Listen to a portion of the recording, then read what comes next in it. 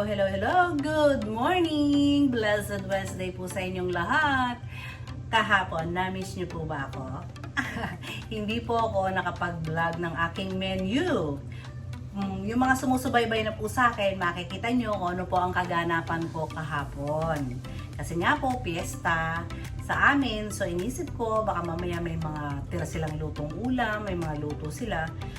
Sayang naman po kung magluluto ako, masasayang lang. Diba? Tsaka at the same time naman po, ay meron din naman po akong ginawang iba. Diba? So, okay lang po yung kahit wala tayong menu. Kaya lang, wala akong i-share na ulam sa inyo, diba? At ang inulam ko lang po yung mga tira-tira kahapon. Diba? So, ito po, ready na po yung ating mga iluluto for today. Ang ating menu for today. So, abangan nyo po, ipapakita natin ulit ang bawat steps ng ating pagluluto. See you later!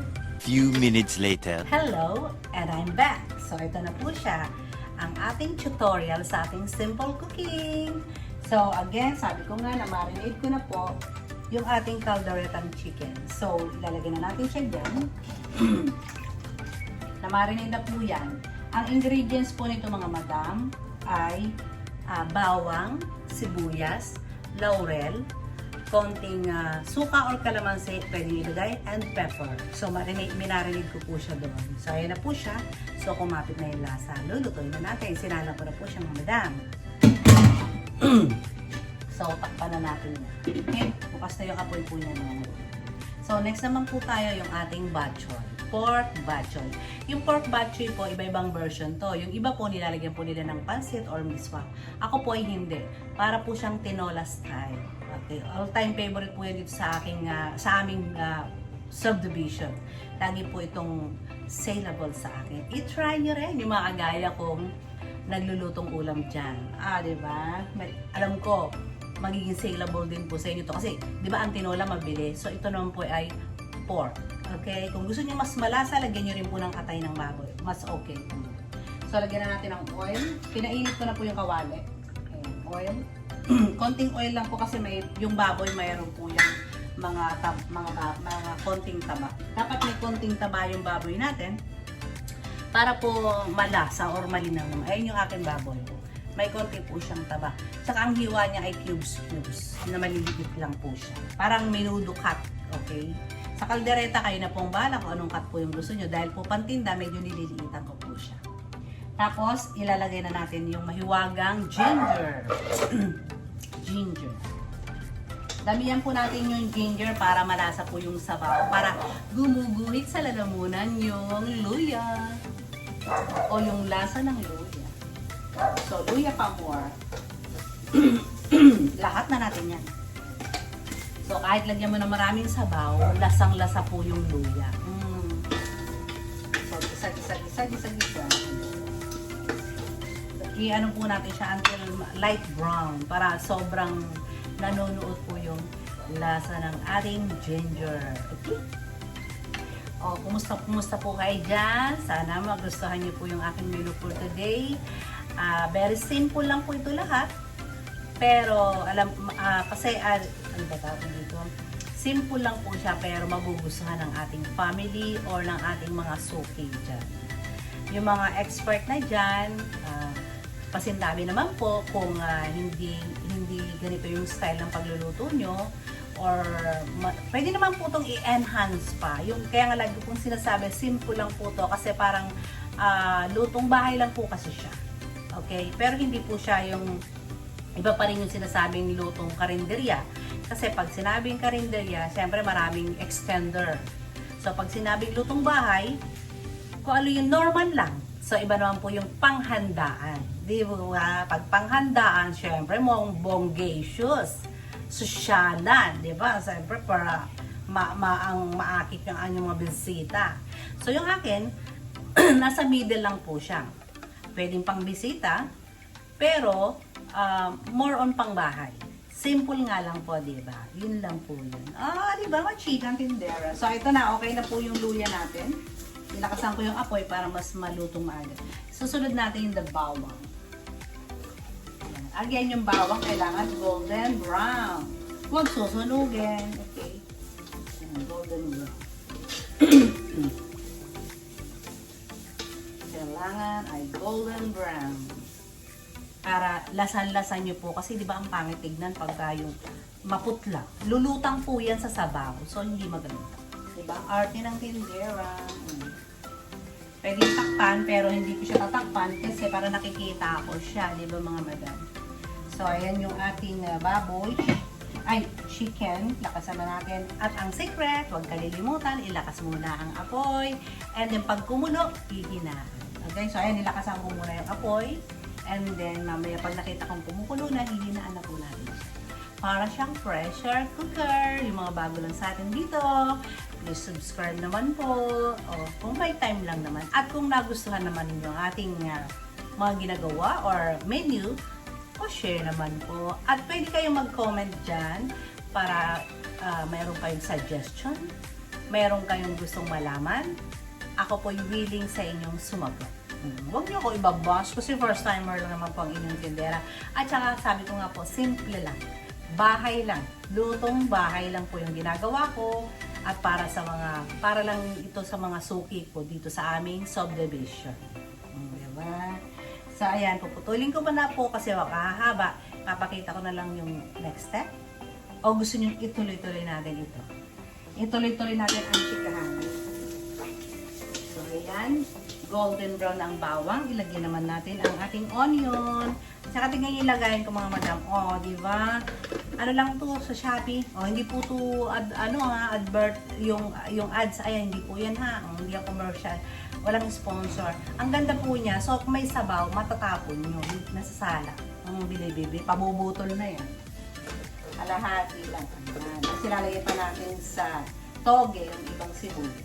Mahal ang sibuyas. Tipid-tipid pang may tang. Mahal yan. So, tawag dito. Huwag masyadong masibunas. So, at saka ako po mga madam, FYI, hindi po ako nagbe-betching. Paulit-ulit, di ba? Hindi ako nagbe-betching. So, ayun na po, yung ating sibuyas. Ilagay ko na. Ayan. Dahil malakas po yung aking apoy, madali siyang maluto. Kaya nga dapat babantayan. So, ayan. Translucent na po yung ating sibuyas. Ilagay na natin ating mahiwagang pork. Okay? Ayan. Ilagay natin ang pork. Igisa na natin siya. Walang water ito mga madam ha. No water. Lulutuin natin siya sa sarili niyang sabaw. So, gagawin ko lang po dyan. Lalagyan ko lang po siya ng patis. Okay lang marami kasi sasabawan naman po natin siya. Ayan. Patis or fish sauce. Para malasa po. Kapit ang lasa. And don't forget the pepper para sa kick or anghang. Pero lagyan natin siya mamaya ng green chili. Okay? So, ayan na siya. Ang gagawin lang natin dito ay papakuloan. Tatakpan mo muna natin. O, diba? Ang bakit ay hindi. So, babalikan ko kayo. A few inches later. I'm back! So, ito na po siya. Kumukulo na ang aming caldereta or chicken caldereta. So, ilalagay na po natin ang ating tomato sauce. Yung maliit lang po yung nilalagay ko. Maliit lang na tomato sauce. Ayan. Lagyan natin ng konting water, sayang din. Konting water lang. And then, haluin. Ay, tagal pa na halo. Haluin natin.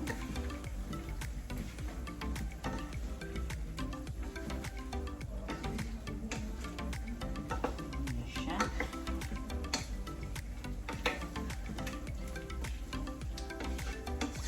Dahil ito po'y pantinda mga madam, ilalagyan ko siya ng konting slurry tsaka sabaw. Kasi diba, yung iba, sauce pa lang, ulam na sabi niya nila. Gusto nila ganon. Sauce pa lang, ulam na. Ayan siya. Lutuin muna natin yung ating tomato paste. Tapos mga madam, ilalagyan ko po siya ng atay. Instead na reno, di ba ang kaldereta, naliligay nyo ng reno. Ako po hindi. Atay, ginigiling ko po yung atay. So, So, pag kalderetang baboy, atay ng baboy. Pag kalderetang manok, atay ng manok. O, di ba? Sikreto natin yan. So, ayan siya. Ganun po ang aking ginagawa. Para malasang-malasa. Diba?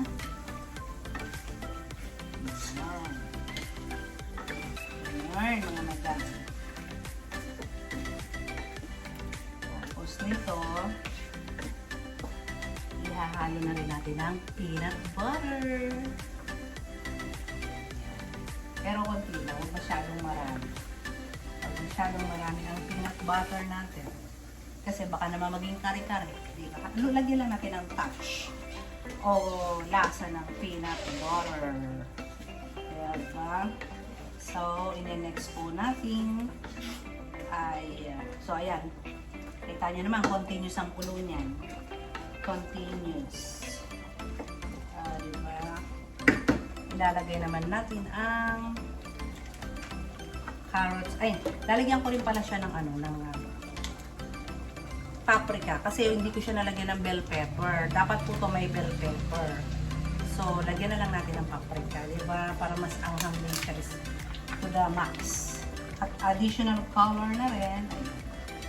Sabi nga nila para mas malasa. Okay. Wala. Tayong oyster sauce na malaki. Maliliit lang yung oyster sauce natin. So, ihalo na natin siya. Okay. Lalagyan na lang natin ito ng konting sabaw and it's done.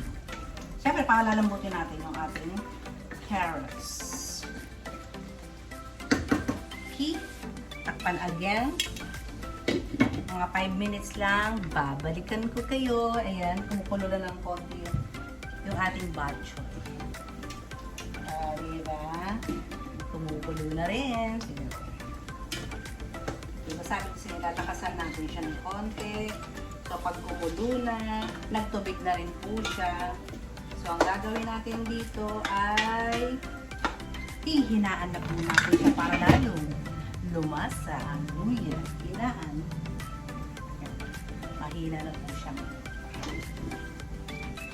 So, babalikan ko po kayo again. 12 seconds later. I'm back. Ayan po, luto na ang ating chicken caldereta. So, ayan mga madam ha. Salamin talaga tindera dito. Ayan po siya. Nilagyan ko siya ng konting sabaw. And then, nilagyan ko ng celery para, alam niyo naman, pantinda, di ba? Pero kung pambahay, kahit wag niyo na po siya lagyan ng celery or sabaw. Yun na lang sauce niya mismo po, okay na. So, ayan. It's done. And then, dito naman po tayo sa ating batchoy. Yung batchoy po natin ay, ayan, half cook na siya or malambot na siya ng kalahati. So, ilagay ko naman po, mga madam, yung kanya, sorry. Ay, lalagay natin yung medyo buong dugo. Lagyan natin ng medyo buong dugo. Medyo buo. Konti lang yung buo. And then, lalagyan natin siya ng shabel. Lalagyan po natin yung sabaw. Ayan. Parang ano to dinuguang tinola. So, nilagyan natin yung sabaw. Sabaw. Ano? Tawag dyan. So, ito, pakukuluan din po natin siya. Nilagyan natin yung dugo. Okay? Yung sa baboy. So, lulutuin muna natin siya. And nilalagyan natin siya ng sabaw. Okay? Malapit ang maluto yan. Pag yan po yan, kumulo na ng kulong-kulong-kulong, lalagyan natin sabaw. And nilalagyan natin yung ating mga gulay or extender. So, my caldereta is done. I hope nakuha niyo yung to ingredients o pagluluto ko sa ating caldereta. Balikan ko kayo. One eternity later. Ayan yung aking caldereta. O, diba? Looks yummy po ba? Mga suki loves ko dyan. Mga madam beshi ko dyan. Hello again! So, tapos na si chicken caldereta. Eto naman po tayo sa ating batchoy. Let's check the batchoy.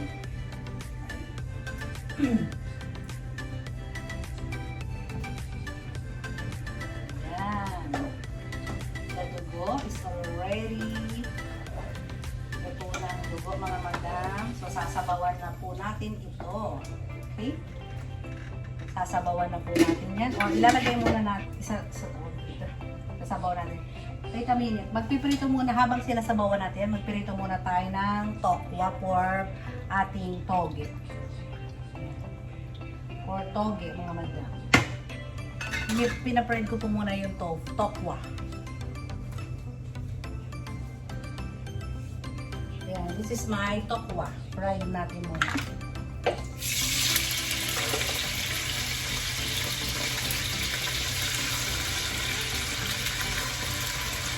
Bago ko yan ilagay sa toge, mga madam, bago ako maggisa, pina-fried ko muna yung tokwa. Okay. Tokwa, squid ball, or kikiam, pa-fried ko muna natin. Ganyan po ang ating ginagawa. So, ayan, sasabawan na po natin yung ating bok choy. Pero bago natin sabawan, ilagay po muna natin ang ating sili at ang ating sayote. Okay? Malambot na po yung ating baboy.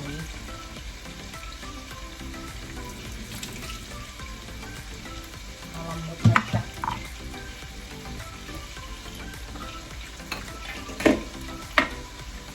Double check. Wow.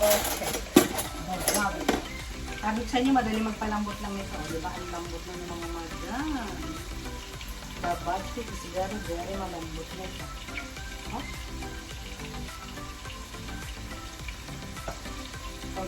Konting-konti na lang. Konting-konti pa para mas masiyahan ang ating mga madam. Pero yun, malambot na siya talaga. So, ilagay na natin ang sili and sayote. Takpan. Lagi tatakpan. Okay, huwag nang lalakasan ng apoy. Okay, hayaan muna natin. Very saktong apoy lang po. And then, prito natin ang ating tokwa. Yan. Babalikan ko po agad kayo. 3 weeks later. I'm back. So, luto na po yung ating tokwa. The tokwa, ilagay naman natin yung chicken balls, squid ball, pwedeng ilagay. Yan. Sama natin siya dyan. Fried din. Fried.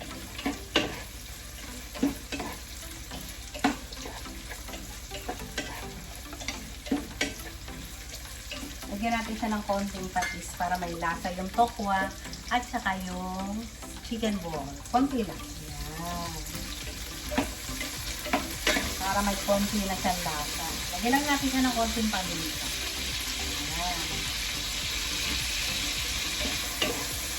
Yan. Slight sugar. Para manamis na dito.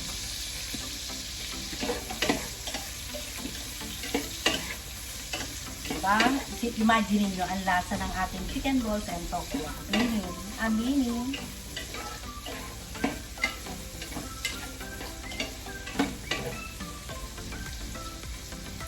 Tuing maigi yan. Dalawa na yan. Yan. Kumukulo na yung ating annex. Oh, look at the bok choy. It's kumukulo. Nandiyan na po yung sayote at sili, mga madam. Para nasusundan niyo yung aking pagluluto at dinagdagan ko rin po siya ng sabaw. Dahil yan po ang masarap dyan sa bok choy, ang masarap. Para kayong higop ng tinolang baboy. And then, lalagay ko na po ang pag malambot na po yung sayote ng half cook. Pag half cook na yung sayote, lalagay natin yung malunggay at dahon ng sili. At syempre, titikman natin mga madam para alam natin ang lasa.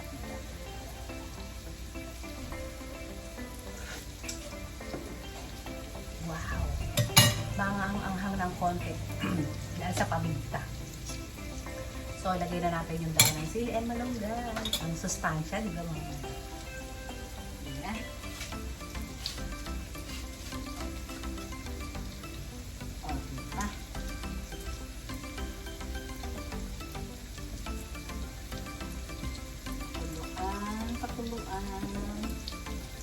Konting mga ano na lang yan. 5 minutes natin pakukunin. Diba? And it's done.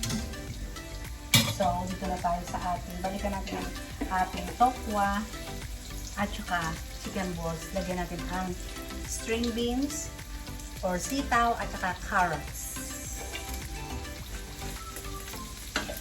Pagsamahin para magkaroon ng lasa.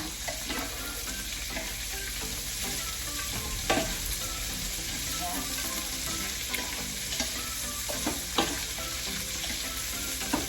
Dito ako maglalagay ng ginisa mix para malinamnam. Ginisa mix, baka na men.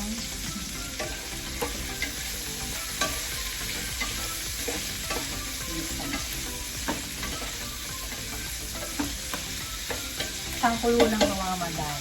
Huwag natin i-overcook ang gulay. Okay? Yan ang gusto ng mga madam ko sa aking tinda na mga gulay. Medyo crunchy. Diba? Masarap po yan. So, this one is maluluto na mga konting-konti na lang yan. Pag-clean na lang natin yung malunggay and dahon ng seed. Diba? Balikan ko agad kayo. Eto na naman ako. I'm back. So, eto na. Sinet aside ko po ito. Yung niluto ko kanina na tokwa, yung chicken balls and gulay. Sinet aside ko po siya. Niluto ko po ng separate yung toge. Ganyan po ginagawa ko mga madam. And then, ito na siya. Pina-reduce ko lang siya ng konti. Isang kulo lang halos ito mga madam. Mga 10 minutes ko lang pinakuluan or mga 8 minutes lang. And then, i-mix natin siya. Ayan. Mix.